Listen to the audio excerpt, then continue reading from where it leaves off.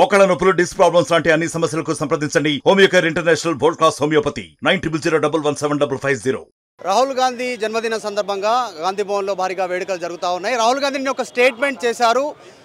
NDA కూటమి చాలా బలహీనంగా ఉంది, ఎప్పుడైనా కూలిపోయేటువంటి అవకాశం ఉంది, ఇండియా గవర్నమెంట్కి అవకాశం ఉందంటూ స్టేట్మెంట్ చేశారు. దానిపైన మాట్లాడదాం. ఫిరోజ్ ఖాన్ ఉన్నారు, తర్వాత ఫిషరీస్ చైర్మన్ మెట్టు సాయి ఉన్నారు, జనరల్ సెక్రటరీ చరణ్ కౌశిక్ యాదవ్ గారు ఉన్నారు. మాట్లాడే ప్రయత్నం చేద్దాం. మొదటగా ఫిరోజ్ ఖాన్ గారిని వాయిస్ తీసుకుందాం. ఫిరోజ్ గారు, నిన్న రాహుల్ గాంధీ స్టేట్మెంట్ చేశారు, ఎన్డీఏ గవర్నమెంట్ బలహీనంగా ఉంది, ఎప్పుడైనా కూలిపోయేటువంటి అవకాశం ఉంది. దీని మీనింగ్ ఏంటి అంటే ఏం చెప్పబోతా ఉన్నారు? త్వరలో ఇండియా కూటమి ఏమైనా రాబోతుందని చెప్తున్నారు ఏంటి? ఎన్డీఏ కూటమి వీక్ ఉన్నది, అది మొత్తం లోకంకి తెలుసు. నంబర్ 1 పాయింట్, సపోర్ట్ ఎవరు చేస్తున్నారు? నితీష్ కుమార్, చంద్రబాబు నాయుడు. నితీష్ కుమార్ అంటేనే పెద్ద జోకర్, ఏదైనా సైట్కి వెళ్ళిపోతాడు.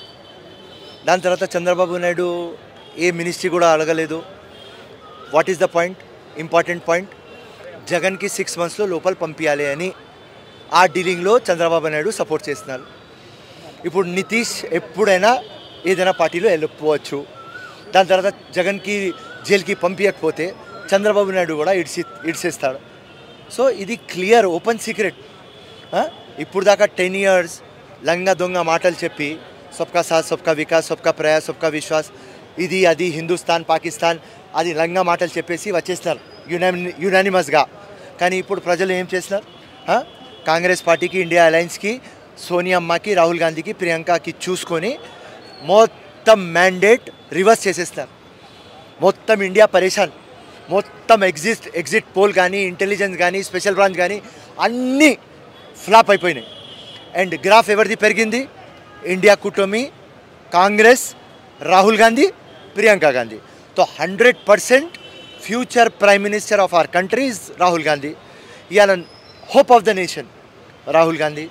ఇవాళ రాహుల్ గాంధీ బర్త్డే. ప్రతి ఒక్కరు, నేను నా ఫస్ట్ టైం నేను చూసిన మా కాన్స్టిట్యున్సీలో నేను తిరిగితే చిన్న పిల్లలు అంటున్నారు రాహుల్ గాంధీ బర్త్డే. ఇప్పుడు దాకా రాజీవ్ గాంధీ బర్త్డే విన్నా, ఇందిరాగాంధీ బర్త్డే విన్నా, గాంధీజీ బర్త్డే విన్నా, కానీ ఫస్ట్ టైం వింటున్నా రాహుల్ గాంధీ బర్త్డే. అంటే ఈ మొత్తం అపోజిషన్ మా రాహుల్ గాంధీ ఇమేజ్ సర్వనాశం చేసి పప్పు పప్పు పప్పు అన్నారు. ఆ పప్పు ఇప్పుడు నిప్పు నిప్పు నిప్పు అయిపోయినాడు. సో ఇలా ఇండియాలో డిక్టేటర్షిప్ పోవాలి, కాన్స్టిట్యూషన్ ప్రాపర్గా అమలు కావాలి, సామాజిక న్యాయం కావాలి, అన్ఎంప్లాయ్మెంట్ పోవాలి, ప్రైస్ హైక్ దిగాలి, ఒక కామన్ మ్యాన్కి ఆపర్చునిటీ దొరకాలి. గతంలో యూపీఏ గవర్నమెంట్ ఉన్నప్పుడు 2 సార్లు ప్రధానిగా మన్మోహన్ సింగ్ అవకాశం ఇచ్చారు. మొన్న కూడా ఏఐసీసీ అధ్యక్ష పదవి తీసుకోమంటే రాహుల్ తీసుకోలేదు. ఇప్పుడు ప్రతిపక్ష హోదా తీసుకోమంటే కూడా ప్రతిపక్ష నేతగా కూడా ఇష్టపడట్లేదు అని తెలుస్తూ ఉంది. ఈ నిన్న చేసిన స్టేట్మెంట్కు ఏమని చూడొచ్చా? నెక్స్ట్ ఫ్యూచర్లో ప్రధాని దానిపైన పీఠం పైన ఆయన దృష్టి పెట్టవచ్చా? అవకాశం ఉందా? పార్టీ ఫోర్స్ చేసే అవకాశం ఉందా? ఎట్లా? Prince of our country ever? Rahul Gandhi. ఆ ప్రిన్స్కి అది హోదా దొరకకపోతే మీకు నాకు దొరుకుతుంది. ప్రధానమంత్రి ఇండియా కూటమి వస్తే, కాంగ్రెస్ పార్టీ వస్తే అది ఇన్ఎవిటబుల్. అంటే రాహుల్ గాంధీనే అవుతాడు. అది మా పార్టీ ఇష్టం కాదు, మొత్తం ఇండియా ప్రజల ఇష్టం. కాబట్టి 100% ఫ్యూచర్ ప్రధానమంత్రి राहुल गांधी कभी भी देश का प्रधानी नहीं बन सकता. बीजेपी वाले बोलने का बात है. ఈ మాట ఏం చెప్తారు? ప్రధాని కాలేడా రాహుల్? ఎప్పుడు భారత్ జోడో యాత్రలో కన్యాకుమారి నుంచి కాశ్మీర్ ఆ స్టోరీ ఫినిష్ చేసేస్తున్నాడు. లాస్ట్ టైమే చెప్పిన, ఇప్పుడే పప్పు పప్పు ఆ స్టోరీ ఫినిష్ అయిపోయింది. పబ్లిక్ ప్రతి ఒక్క చిన్న పిల్లల దగ్గర నుంచి, మహిళల దగ్గర నుంచి, సీనియర్ సిటిజన్ దాకా ప్రతి ఒక్కరు రాహుల్ రాహుల్ రాహుల్ చెప్తున్నారు. సో దేశ్ కి ఆన్ బాన్ షాన్ Rahul, hope of the nation Rahul. So ఆ రాహుల్ ఆ మెటల్ చూపించినాడు, ఆ విజన్ చూపించినాడు, అండ్ ప్రేమ. సో 100% రాహుల్ గాంధీ ప్రధానమంత్రి అయితే అని నో డౌట్. అది ఆయన ప్రూఫ్ చేసుకున్నాను. అండ్ ఫస్ట్ భారత్ జోడో యాత్ర ముందు చాలామంది ఇదే మాట చెప్పింది, మీ రాహుల్ గాంధీ ఏమవుతాడు రాబాయ్, ఎప్పుడు హాలిడేకి వెళ్ళిపోతాడు, నరేంద్ర మోదీ లాగా పని చేయడు, అది ఇది. కానీ ఆయన మొత్తం ఆయన ఏం అని మొత్తం ఇప్పుడు చూపించినాడు, ప్రూఫ్ చేసేస్తున్నాడు. సో నో డౌట్ ఆ విజన్, ఆ మిషన్, ఆ కంటెంట్, ఆ యాష, ఆ భాష, ఆ కమిట్మెంట్ రాహుల్ గాంధీ దగ్గర ఉన్నది. సో ఫ్యూచర్లో ప్రధాని 100%. నేను చెప్పిన, నేను ఎప్పుడు ఏదైనా ఛానల్కి చెప్పిన తర్వాత అది తప్పు కాలేదు, నా రికార్డ్ చెక్ చేసుకో. ఎంపీటీసీ కానీ జెడ్పీటీసీ కానీ, కౌన్సిలర్ కానీ, కార్పొరేటర్ కానీ, బై ఎలక్షన్ కానీ, ఎమ్మెల్యే ఎలక్షన్ కానీ, లోక్సభ కానీ, జెడ్పీటీసీ, ఇంకా గ్రాడ్యుయేట్ ఎమ్మెల్సీ కానీ, అవతల్ స్టేట్ కానీ, లోపల్ స్టేట్ కానీ, ప్రతి ఒక్కసారి లేటెస్ట్ రేవంత్ రెడ్డి ముఖ్యమంత్రి అవుతాడని అన్ని స్టేట్మెంట్లు కరెక్ట్ అవుతుంది. And day by day Revanth Reddy గట్టిగా అవుతాడని చెప్పినా ఇలా డే బై డే కాంగ్రెస్ గట్టిగా అవుతుంది. ఫ్యూచర్ ప్రధానమంత్రి రాహుల్ గాంధీ 29లో రాహుల్ గాంధీ ప్రధానమంత్రి కాకపోతే నేను ప్రెస్లో మాట్లాడాను. ఇది ఇది వాదా 100% వాదా అవుతాడు, దానికంటే ముందునే అవుతాడు. కానీ నేను ఎక్కువ టైం తీసుకోవాలి అని 29 దాకా తీసుకుంటున్నాను. మెట్టు సాయి ఉన్నారు, ఏం చెప్తారు? అన్న ఏం లేదు మధు గారు, మీరు చూడొచ్చు 2019లో వాయనాడ్ నుంచి గెలిచినటువంటి రాహుల్ గాంధీ గారు 4 లక్షల మెజార్టీ గెలిచారు. అక్కడ వారణాసి గెలిచినటువంటి నరేంద్ర మోడీ 5 లక్షల మెజార్టీ గెలిచాడు. కానీ 2024 వచ్చేసరికి మోడీ గారి మెజారిటీ 150,000 అయింది. కానీ రాహుల్ గాంధీ మెజారిటీ అదే 4 లక్షలు ఉంది. అంటే దినం తగ్గుతుంది ఎవరు? నరేంద్ర మోడీ. నరేంద్ర మోడీ పైన నమ్మకం పోయింది, నరేంద్ర మోడీ పైన విశ్వాసం పోయింది, ఆ నాయకత్వం పైన బలహీనపడింది. అంటే దేశానికి బలహీనమైన నాయకుడు అవసరం లేదు భారతదేశానికి. కాబట్టి భారతదేశానికి రాహుల్ గాంధీ గారి నాయకత్వాన్ని కోరుకుంటారు, రాహుల్ గాంధీ యొక్క మనోధైర్యం కోరుకుంటారు, రాహుల్ గాంధీ యొక్క నాయకత్వాన్ని బలపరిచే విధంగా దేశ ప్రజలు సిద్ధంగా ఉన్నారు.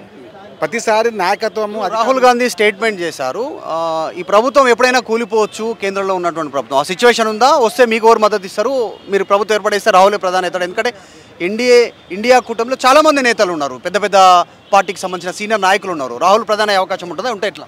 100% రాహుల్ గాంధీ గారు ప్రధాన అవకాశాలు చాలా గట్టిగా ఉన్నాయి. చూడొచ్చు, బీజేపీ ఎన్డీఏ ప్రభుత్వము వాళ్ళు కుంటుకుంటూ ఎక్కి కాలు మొక్కుంటూ ఎక్కి అయినారు. ఏది? నితీష్ కుమార్ కాలు మొక్కిండు మోడీ, చంద్రబాబు కాలు మొక్కిడు మోడీ, ఆ చిరాగ్ పవార్ కాలు మొక్కి మోడీ దండం పెడతారా బాబు మాకేమన్నా సపోర్ట్ చేయండి అని చెప్పి వాళ్ళ దండాలు, పొర్ల దండాలు, కాదండాలు పెట్టి ప్రధాని మోడీ. అంటే అప్పటికే వాళ్ళు వీక్ అయ్యి బెడ్ మీద పనుకొని జస్ట్ లేచి కూర్చున్నారు అంతే. రాహుల్ గాంధీ ఏమన్నారు? వీక్ ఉన్నది, ఎస్ వీక్ ఉన్నది, ఎన్డీఏ కూటమి వీక్ ఉన్నది, ప్రభుత్వం ఎప్పుడైనా కూడా దిగిపోవచ్చు, పడిపోవచ్చు. ఎందుకంటే అధికార పక్షంలో 400 స్థానాలు గెలుచుకోవడానికి పెద్ద పెద్ద ప్రగల్భాలు పలికినట్టు మోడీ కేవలం 240 స్థానాలకు వచ్చినాడు. అంటే మీ అహంకారానికి ప్రతీక ఎన్నికలు, అహంకారానికి ప్రతీక ఎన్నికలు. కానీ మోడీని ఎప్పుడో ప్రజలు తిరస్కరించారు. కేవలం దేవుని పేరు చెప్పుకొని 6 సీట్లు మాత్రమే వచ్చినాయి. తన పేరు చెప్పుకుంటే ఆ సీట్లు రావు అని చెప్పి దేవుని పేరు చెప్పి ఆ దేవుని రోడ్డు మీద తీసుకొచ్చేటువంటి నీచమైన చరిత్ర బీజేపీది. దానివల్లనే ఆ కొన్ని సీట్లు లపాదీపాన్ని కూడా వచ్చినాయి. ఈసారి అవి కూడా రావు. 2026లో కానీ 2029 ఎప్పుడైనా ఎన్నికలు జరిగితే సునామీ, కాంగ్రెస్ పార్టీ సునామీ 400లకు పైగా మాకే వస్తాయి. ప్రజలు కాంగ్రెస్ పార్టీ నమ్మిరు కాబట్టి ఈ వ్యవస్థలో ఏ మీడియా కూడా కాంగ్రెస్ పార్టీకి 50 సీట్లు చూపించలే అప్పుడు ఆ సమయంలో.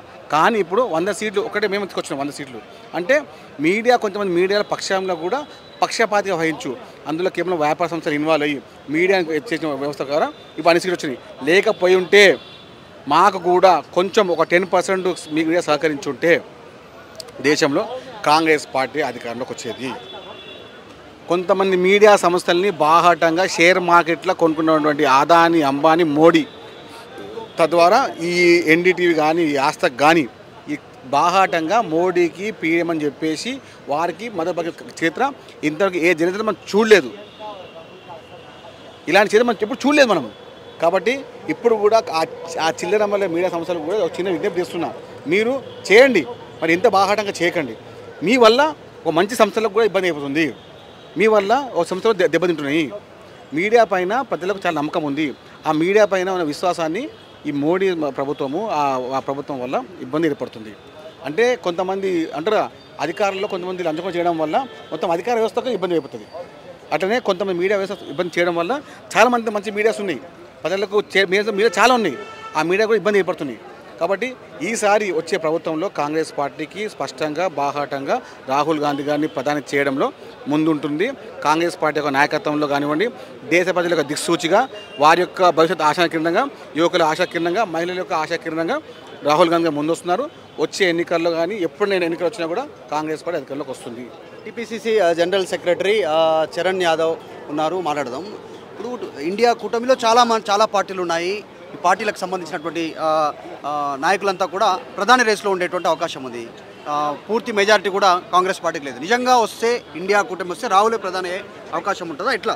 అంటే భారతదేశంలో భారతీయ జనతా పార్టీ తర్వాత అత్యధిక పార్లమెంట్ స్థానాలు గెలిచింది కాంగ్రెస్ పార్టీ. ఎందుకంటే ఇండియా కూటమిలో 100 స్థానాలు గెలిచిన పార్టీ కాంగ్రెస్ పార్టీ కాబట్టి ఖచ్చితంగా రాహుల్ గాంధీ గారే ప్రధానమంత్రిగా ఉండే అవకాశం చాలా స్పష్టంగా కనపడతా ఉంది. ఎందుకంటే 100 స్థానాలు గెలిచినటువంటి ఇండియా కూటమిలో ఏ పార్టీ కూడా లేదు. ఎందుకంటే అఖిలేష్ యాదవ్ తర్వాత మమతా బెనర్జీ గారు కావచ్చు, అదేవిధంగా స్టాలిన్ గారు కావచ్చు, వీళ్ళు ముగ్గురు 30 స్థానాలు గెలిచారు కాబట్టి ఖచ్చితంగా ఇండియా కూటమి అధికారంలోకి వచ్చినప్పుడు ఖచ్చితంగా రాహుల్ గాంధీ గారే ప్రధానమంత్రి అయ్యే అవకాశం ఉంది. ఖచ్చితంగా 4 రాష్ట్రాల ఎలక్షన్ల తర్వాత ఎన్డీఏ కూటమి కూలిపోయే అవకాశం ఉంది. ఎందుకంటే హర్యానా కావచ్చు, మహారాష్ట్ర కావచ్చు, జార్ఖండ్ కావచ్చు, జమ్మూ కాశ్మీర్, ఉత్తరప్రదేశ్ ఈ 5 రాష్ట్రాల ఎలక్షన్ తర్వాత ఖచ్చితంగా ఎన్డీఏ కూటమి బలహీనపడే అవకాశం ఉంది. ఖచ్చితంగా ఆ ఎన్డీఏ కూటమి బలహీనపడ్డప్పుడు ఖచ్చితంగా ఇండియా కూటమి కావాలని చెప్పేసి దేశంలో ఉన్నటువంటి ప్రతిపక్ష పార్టీలు కావచ్చు, అధికార పక్షాల పార్టీలంతా కూడా ఇండియా కూటమికి బలపరిచే అవకాశం కాబట్టి ఖచ్చితంగా రాహుల్ గాంధీ గారు 2025లో లేకపోతే 24లో ఖచ్చితంగా ప్రధానమంత్రి అయితే పూర్తి విశ్వాసంతో ఉన్నాం. Rahul Gandhi by birth golden spoon, ఆయనకు క్షేత్రస్థాయిలో ఏం జరుగుతుందో తెలియదు, ఆయనను పప్పుగా ముద్రేసే ప్రయత్నం చేసిరు, అంత ఫెయిల్యూర్గా ముద్రేసిన తర్వాత ఇప్పుడు ఒక్కసారిగా సడన్గా ఏం చేంజ్ వచ్చింది అనుకుంటారు? పాదయాత్ర ద్వారానే ఇమేజ్ వచ్చింది అనుకుంటారా? భారత్ జోడో యాత్ర ద్వారానే ఇమేజా? అంటే రాహుల్ గాంధీ గారు అంచెలంచెలుగా అంటే 2004లో ఎంపీగా ఉన్నారు, 2009లో ఎంపీగా ఉన్నారు, 14 ఎంపీగా ఉన్నారు, 19లో ఉన్నారు.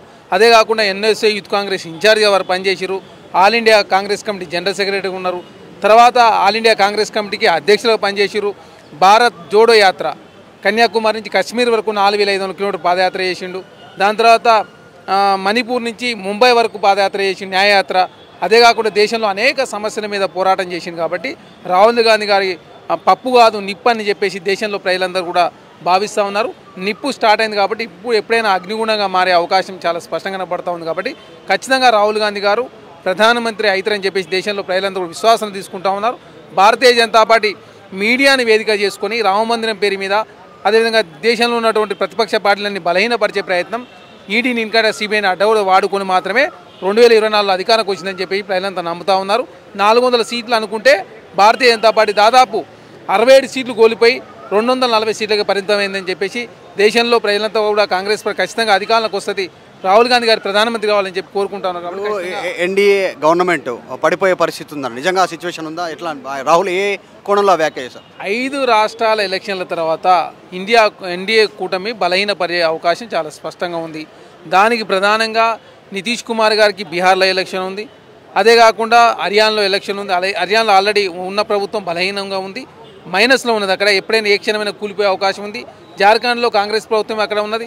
అదే కాకుండా మహారాష్ట్రలో మన ఇండియా కూటమి బలంగా స్థానాలు వచ్చినాయి కాబట్టి ఈ రాష్ట్రాల ఎలక్షన్ తర్వాత ఉత్తరప్రదేశ్లో కూడా ఇండియా కూటమికి మంచి స్థానాలు వచ్చినాయి కాబట్టి ఈ రాష్ట్రాల ఎలక్షన్ తర్వాత ఎన్డీఏ కూటమి బలహీనపడే అవకాశం చాలా స్పష్టంగా కనపడతా ఉంది. కాబట్టి ఖచ్చితంగా ఎన్డీఏ కూటమి కూలిపోయే అవకాశం ఆఫ్టర్ అసెంబ్లీ ఎలక్షన్ తర్వాత చాలా స్పష్టమైనటువంటి మెజారిటీ లేకపోవడంతో ఖచ్చితంగా ఇండియా కూటమి సైడ్ అన్ని పార్టీలు వచ్చే అవకాశం కాబట్టి ఖచ్చితంగా ప్రాంతీయ పార్టీలన్నీ కూడా 2024 లేదా 25లో ఖచ్చితంగా ఇండియా కూటమికి సపోర్ట్ చేసి రాహుల్ గాంధీకి ప్రధానమంత్రి కావడంలో మిగతా ప్రాంతీయ పార్టీలన్నీ కూడా కలిసి వస్తాయని చెప్పేసి భావిస్తాం.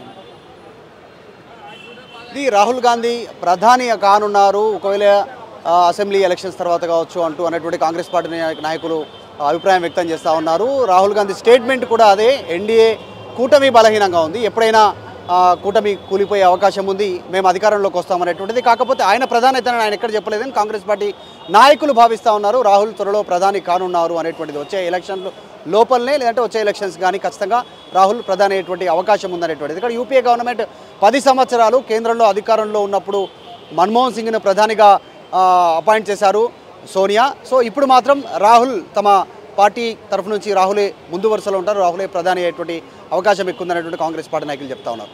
వీడియో జర్నలిస్ట్ జాఫర్తో మధు మల్కేడ్కర్, గాంధీ భవన్. మరిన్ని వీడియోస్ కోసం ఛానల్ ని సబ్స్క్రైబ్ చేయండి, లేటెస్ట్ అప్డేట్స్ కోసం వాట్సాప్ ఛానల్ ని ఫాలో చేయండి అండ్ లింక్ డిస్క్రిప్షన్ లో ఉంది.